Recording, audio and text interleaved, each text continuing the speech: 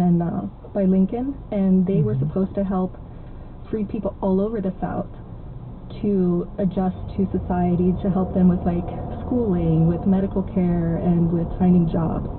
And the Freedmen's Bureau in Georgia and South Carolina was specifically, had the task of making sure they got their land, their 40 acres on the land that was set aside to them.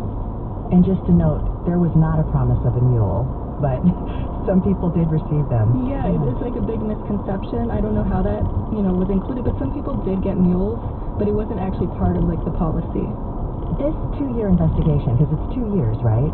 Yeah. It began with you guys researching another story. During that research, you stumbled upon this old crumbled slip of paper. What was it that you found?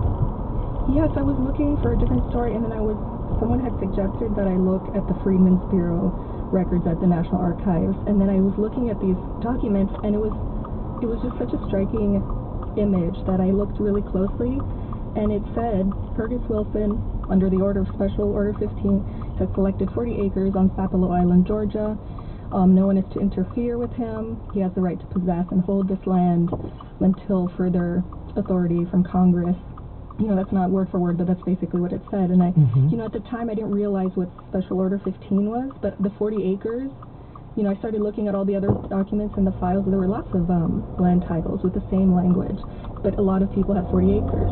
Not everyone. There were some who had 15, 20. And the 40 acres is kind of what stood out to me most, was just the appearance of this land that really seemed significant. So then I Googled Special Order 15, and I was like, oh my god, this is the 40 acres program, which I didn't know. Yeah, so this took you on a journey, along with your colleagues, to then research this even more. You all looked through 1.8 million records created by this Bureau of Refugees, Freedmen, and Abandoned Lands. These records have only recently been digitized.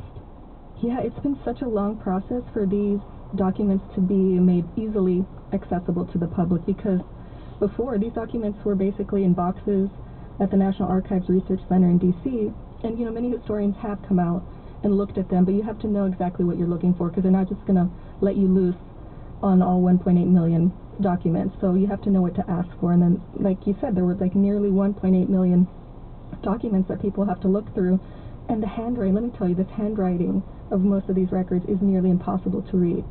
So 1.8 million records you all looked through. You found just over 1,000 titles.